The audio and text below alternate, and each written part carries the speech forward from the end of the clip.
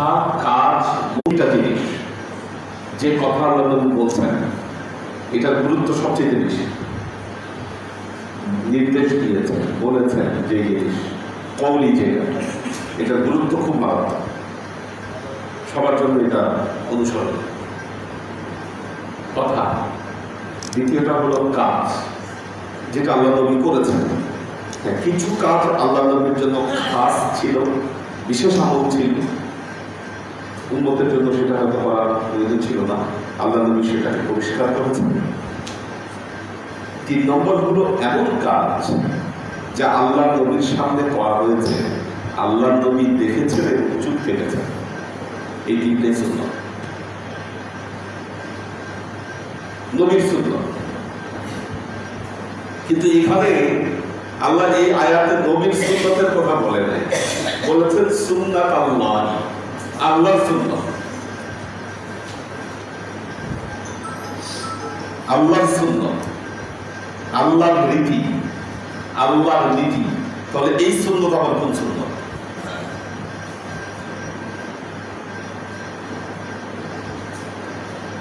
আল্লাহর একটা নীতি আছে, আল্লাহর একটা রীতি আছে।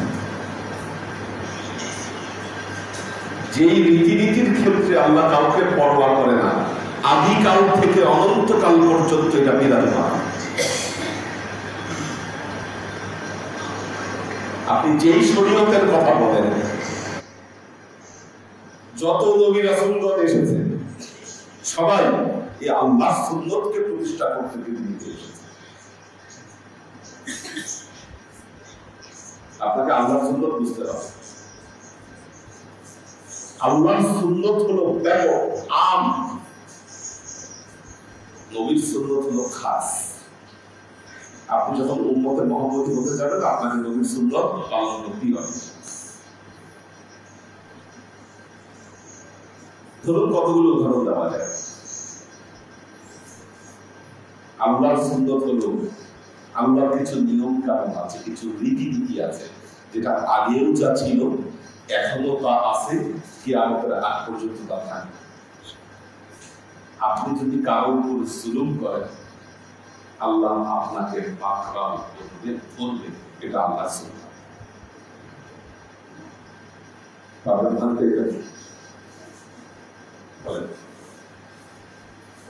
আপনি অন্যায় করবেন, সবার জন্য বলছি, অন্যায় করবেন জীবনে, ধরা খাবেন, এটা কার নিয়ম? আল্লাহ। আমি উম্মতে মুহাম্মদী, আমি দাঁড়িয়ে আছি, আমি চুরি মাথায় দিয়েছি, এই জন্য আমার জন্য চুরি করা বৈধ। আমি চুরি করলেও আল্লাহ কিছু বলবে না আমাকে, কি আল্লাহ এটা কাটাবে না।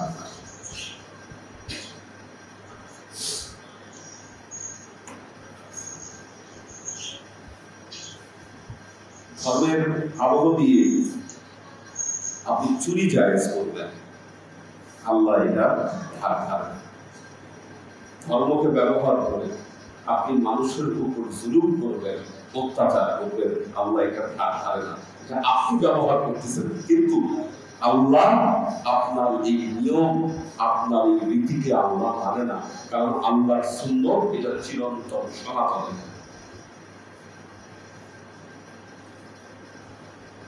এই জন্য দেখবেন কোনো ধর্মেই বলে না চুরি করা যায়, কোনো ধর্মেই বলে না মিথ্যা বলা যায়, কোনো ধর্মেই বলে না মানুষের উপর, মানুষের সম্পদকে কি জোরপূর্বক কারো সম্পদকে হরণ করা এটা বৈধ, এটা জায়েজ, এটা কোনো ধর্মেই স্বীকার করে না।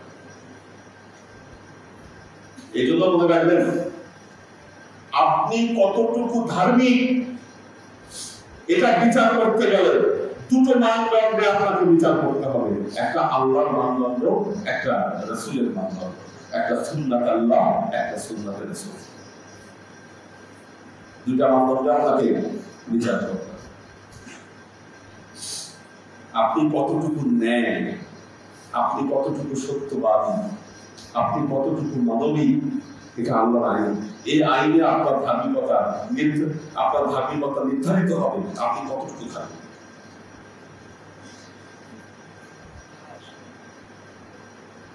একজন ড্রাইভার বিসিএস এর প্রশ্ন বিক্রি করছে, করে বলা হয়েছে, বলতেছে যা কামাইছি সব আল্লাহ রাস্তায় খরচ করছে। অথচ তার মাথায় টুপি, মুখে দাড়ি, যখন ফেসবুকে সে ছবি পোস্ট করে রয়েছে, দেখা গেছে নামাজে দাঁড়ায় এসে ওই ছবি তুলে পোস্ট করেছে। তার দৃষ্টিতে সে খুবই ভালো, ইসলাম ধর্মের রিচুয়ালস গুলো সে ফলো করতেছে, সে কোনো নামাজ কাজা দেয় না, অথচ বিরাট চুরির সাথে সে কেন? সে সুন্নাত রাসূলকে অবজার্ভ করতে পেরেছে, সুন্নাত আল্লাহ এটাকে সে বুঝতে পারে না, এটাকে সে বুঝতে পারে না। আপনি যদি মনে করেন কারোর উপর আপনি জেনে শুনে আজকে পৃথিবীতে আপনি অন্যায় করতেছেন, সুন্নাত আল্লাহর মানদণ্ডে আপনি যে ধরা খাবেন এটা আপনার জন্য আসন্ন।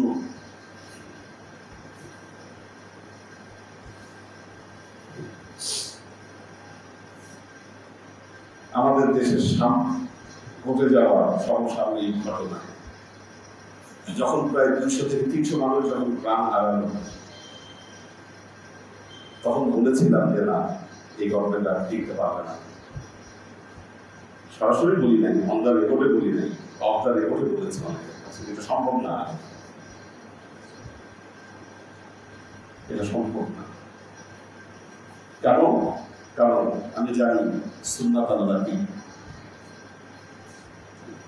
যতদিন সরকার উন্নয়ন করেছে, মানুষের জন্য কাজ করেছে, কি ব্রিজ বানিয়েছে, রাস্তা বানিয়েছে, ভালো ভালো কাজ করেছে, যে কোনো ভাবে হোক সাস্টেইন করেছে, কারণ এগুলো মানুষের উপকারের কাজ ছিল। কিন্তু আপনি যখনই আপনি অন্যায় পথে হাঁটছেন, এটা আপনি আপনার প্রত্যেকে আপনাদের জীবনে এটা মনে রাখবেন, এর কোনো ব্যত্যয় ঘটবে না, এর ব্যত্যয় ঘটার কোনো সুযোগ নাই। দেখবেন এক সরকারের পতনে এখন আরেক সরকারের লোকেরা খুব খুশি হয়ে গেছে, মনে করতেছে যে না, এই যে আমাদের দিন মনে হয় এবার ফিরলো, এই আশা বাদ দেন, এত খুশি হয়ে না, খুশি হওয়ার কোনো কারণ নাই। কি করতে যাচ্ছে এটা আপনারা জানেন না, আমরা আজ করতে পারি কি করতেছি। খালি এতটুকু বলবো, এত খুশি হয়েছে লাফায় না, সব বন্ধ হবে। চাঁদাবাজি অলরেডি মানে ভাগাভাগি শুরু হয়ে গেছে এলাকায়, কে কোন এলাকায় চাঁদাবাজি করবে, কি করবে, সব ভাগাভাগি শুরু হয়ে গেছে। এবার আন্দাবাজি সব বন্ধ হবে যদি এই অবস্থা যদি ঠিক থাকে। তাহলে মনে করতেছে আমরা ক্ষমতা নিয়ে চলিয়ে আসছি।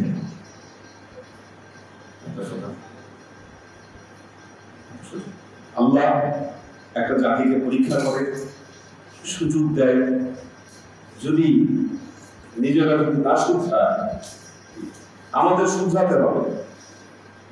যে জেনারেশন তৈরি হয়েছে এটা অবাক করতাম। আমাদের ঢাকা বিশ্ববিদ্যালয়ে একজন চিন্তা করতেছে যে হয়তো সে ভাইস চ্যান্সেলর হবে, ডক্টর ওবায়দুল হক না ওবায়দুল ইসলাম সাহেব, ওনার ছেলে ফেসবুকে স্ট্যাটাস দিছে যে একটা দলের অর্থ সমর্থক যে তাকে কিভাবে এই সময় মানে তাকে ভাইস চ্যান্সেলর নিয়োগ দেওয়া যেতে পারে, কিভাবে চিন্তা করে তার ছেলে। হ্যাঁ, বাবাকে দিলে সে মিছিল দিয়ে নামবে। তার মানে বোঝা গেল আমাদের যে এই জেনারেশন কিন্তু আমাদের আগের জেনারেশনের পর্যায়ে নাই।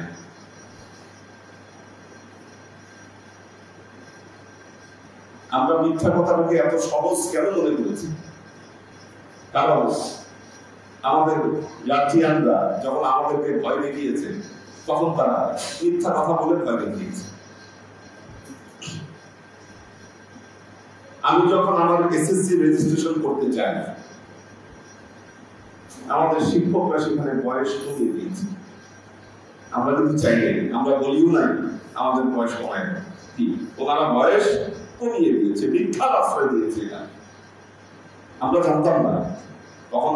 এখন যারা আমাদেরকে মিথ্যার আশ্রয় দিতে বাধ্য করলো, আপনারা বলেন আমাদের কিভাবে সেই নৈতিকতা গড়ে উঠবে যে আমরা বুঝবো যে এটা মিথ্যা, এটা অন্যায়, এটা করা উচিত না। কি আমরা ছোটবেলা থেকে আমাদের ভেতরে এই বোধ গড়ে উঠেন,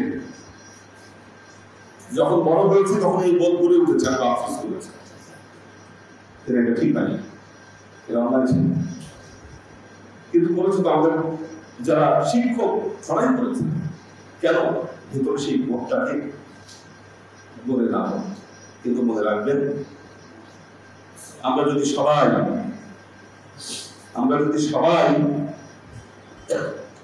আমাদের ভেতরে এই বোধে আমরা বিশ্বাস করি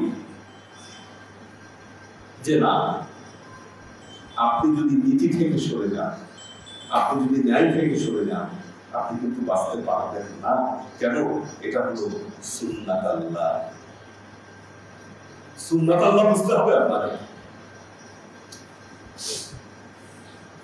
আল্লাহ কিছু নিয়ম নীতি পৃথিবীর জন্য বানিয়ে রেখেছেন।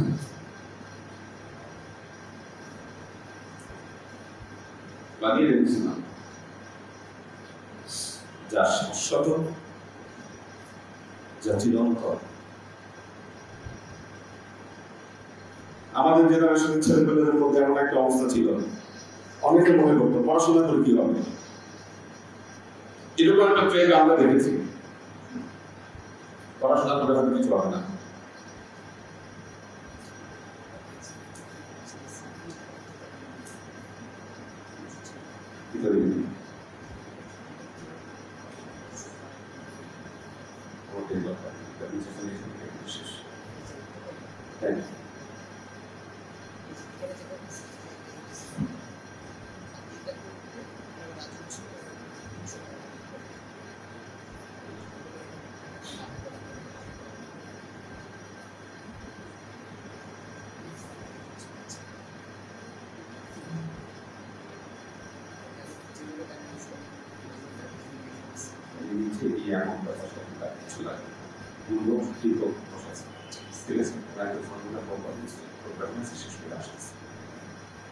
তো দেখুন, আমরা সুন্নাত আল্লাহর যে সুন্নাত, আল্লাহর যে রীতি, আল্লাহর যে নিয়ম,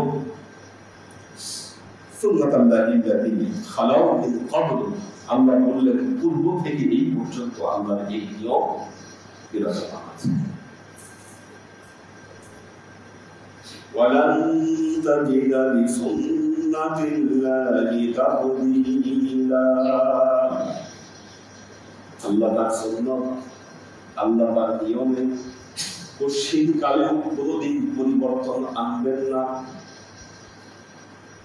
আল্লাহ কঠিন কালেও কোনোদিন আল্লাহ তার এই নিয়ম, এই নীতিতে আল্লাহ পরিবর্তন আনবেন না। আল্লাহ এটা পরিবর্তন আনবেন না।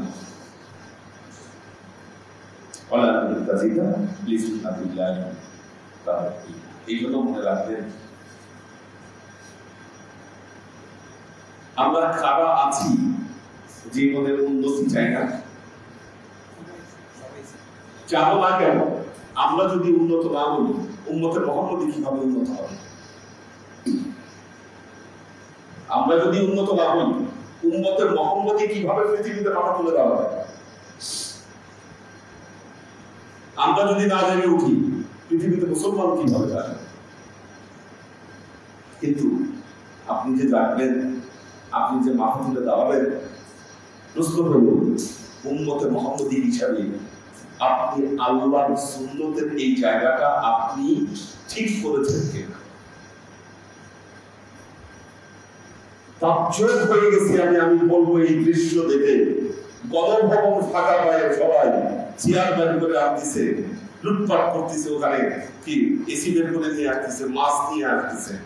তাহলে এই যে আমরা বলি যে 300 কোটি টাকা দুর্নীতি করছে, 400 কোটি টাকা দুর্নীতি করছে, এরা সুযোগ পাইছে দেখে করছে। কি এরা এত টাকা দুর্নীতির সুযোগ পেয়েছে, করেছে? আপনি একটা চেয়ারের লোক সামলাতে পারেন নাই, একটা মাছের লোক সামলাতে পারেন নাই, আপনি পাইছেন নিয়ে আসছেন। কে বলে এটা নাকি গণিমতের নাম? এটা গণিমতের নাম বলে বলে আপনি যেই লোক ফ্রি সুপার রাইড সেটাকে নিয়ে আসবেন, এসি খুলে নিয়ে আসবেন। আপনি যদি তার হাতে 1000 কোটি টাকা দেন, ও কি করবে বলেন? পাগল হয়ে যাবে সে, পাগল হয়ে যাবে। তার মানে আমাদের স্বভাব এক বিন্দু পরিবর্তন হয় নাই। যাদের স্বভাব পরিবর্তন হয় নাই, কিভাবে আল্লাহ তাদেরকে নেতৃত্বে রাখার কথা আপনি বলেন? এটা সহজ না।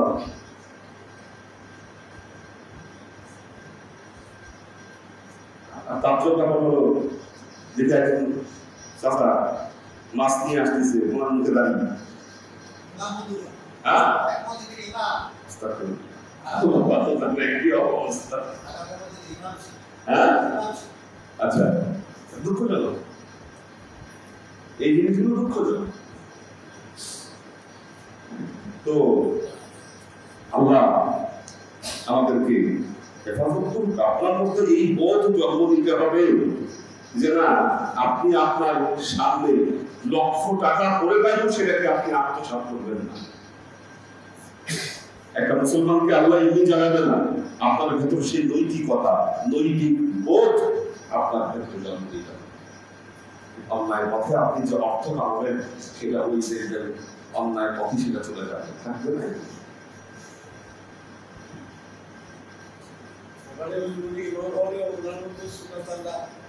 কিছুই আসে নাই, সুন্নাত আল্লাহ সুন্নাতের রাসূলের সাথে উনি ধারণ করছে, সুন্নাত আল্লাহর কিছুই উনি বুঝে নাই, বুঝলে উনি এই কাজটা করতেন। আপনি ফ্রি পাবেন বলেই নিয়ে আনবেন রাষ্ট্রীয় সম্পত্তি।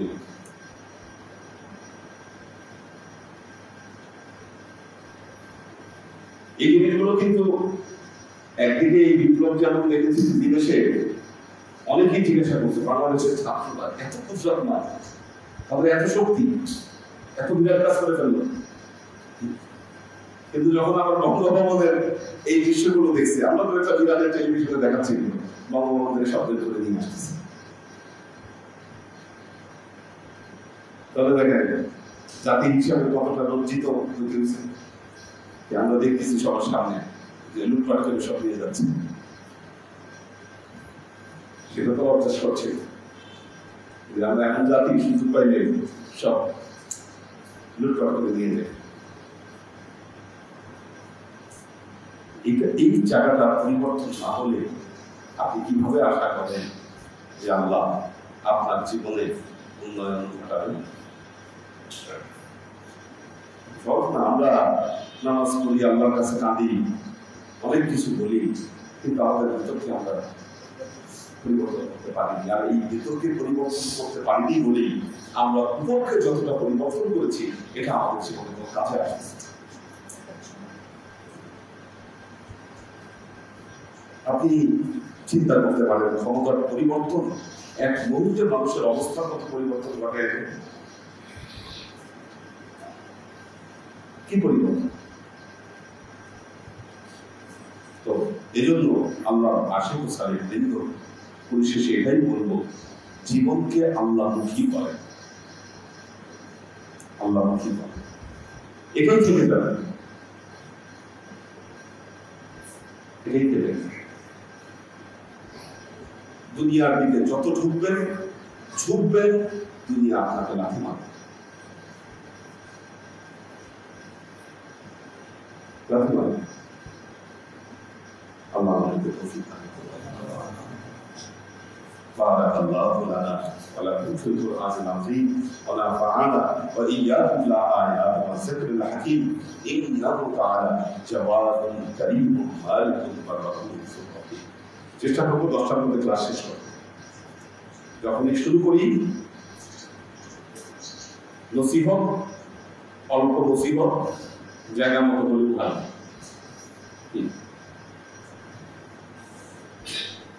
আল্লাহ নবীর বক্তব্যগুলো দেখবেন, তার জীবনের বক্তব্যগুলো সংক্ষিপ্ত।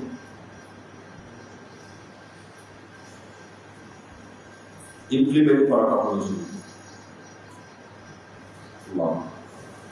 ربنا ظلمنا انفسنا وان لم تغفر لنا وترحمنا لنكونن من الخاسرين. يا الله يا رحمن يا رحيم. الله আমরা তোমার দরবার যে সমস্ত আমলকে উপস্থাপন করলাম রুজি মুক্ত করে এই আমলগুলোকে তুমি আমলের দাদা আমাদেরকে আগামী হযরত মুহাম্মদ মুস্তাফা সাল্লাল্লাহু আলাইহি ওয়াসাল্লামের কাছে পৌঁছে দাও। আল্লাহ আমাদের নবী পরিবারবর্গের কাছে তুমি এক জায়গায় পৌঁছে দাও। এই দুনিয়ার সমস্ত আম্বিয়ায়ে কেরাম, সাহাবায়ে কেরাম, তাবেঈন, ওয়ালি আউলিয়া, গাউস কুতুব, আমাদের মা বাবা, ভাই বোন, আত্মীয় স্বজন, এরা বাদ দিয়ে সবার দুঃখে আল্লাহ তুমি এক জায়গায় পৌঁছে দাও। তুমি তোমার হাবিব বলেছিলাম আমাদের সবাইকে কবুল করো। আমাদের জীবন যে সমস্ত অভিযোগ বা মুসিবত, দুঃখ কষ্ট, রোগ শক্তি দূরীভূত করে দিয়ে দৃঢ় হস্তে তোমার ঈদের খেদমতের তৌফিক তুমি আমাদেরকে তোমার হেদায়েতের পথে প্রতিষ্ঠিত থাকতে পারি সে তৌফিক তুমি আমাদেরকে দাও।